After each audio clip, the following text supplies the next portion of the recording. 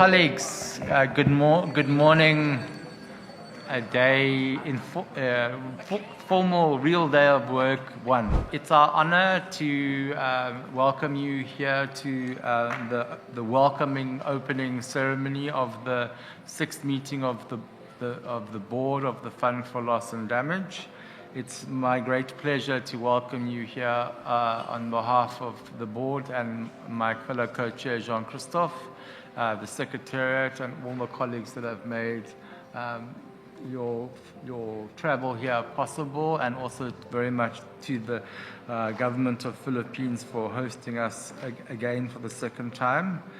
We are fortunate enough to be in the wonderful island of Cebu. It is indeed my pleasure to deliver the welcome remarks of President Ferdinand R. Marcos Jr. on his behalf for today's ceremony. The President extends his greetings to everyone in attendance, especially to the distinguished members of the board. This is the second time we are here in the Philippines, as you said, Richard. For the first time, we had the privilege to be invited to President Marcos' residence, and we were all impressed and moved by the discussion we had with him, and the President mentioning his day-to-day activity to fight climate change and to find solutions for its population. We often hear, messages around private sector and concerns around the role of private sector.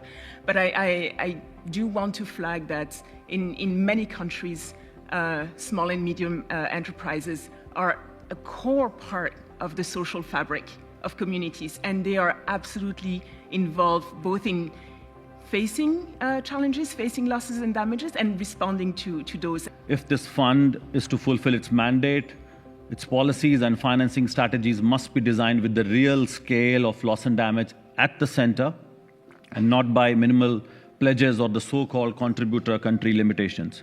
As a representative of a network of small-scale farmers, fishers, pastoralists, and herders in Asia, we don't need charity, we need trust and access.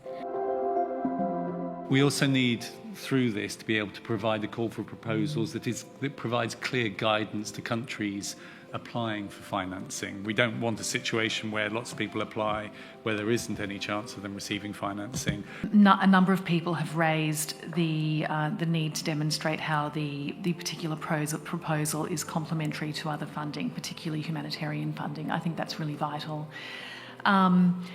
And also the inclusion agenda. From our perspective, a demonstration of being gender responsive, incorporating Indigenous peoples and disability is also important. There are a few things I can pick up from here in terms of how, the recovery process. So the project in itself is about humanitarian, recovery, kind of situation that I have to deal with. Addressing loss and damage will always be challenging to development, economy, GDP, and everything. So I see innovation is a relative thing that we might need to think about it.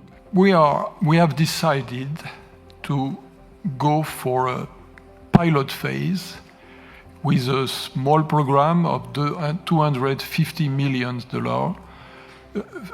in order to allow the Secretariat to get into the business, to learn out of this experience, and to inform the board on how to develop the long-term operational model of this board. Access to the fund is based on the fact that the entities accessing the fund can prove the famous functional equivalency with regard to environmental and social and fiduciary standards. It's clear that not all developing countries will be able to benefit, and not all institutions that are accredited as per the governing instrument will be able to access in the BIM. Because currently it is the list of 17 entities are the ones who are able to work with the trustee, and the list of 93 or 53 developing countries are also the ones who are able. So we don't have the inclusivity. The purpose of the fund is not to punish the countries, it's to help the countries. So meaning the idea, it's not to say, we'll look at your proposal and say, no, there is a process that goes between the country and ourselves until at least we understand what is that they're trying to fix. Let me just thank you for these days of hard work. We have done the most we could, actually. Thank you, colleagues. Goodbye and see you soon.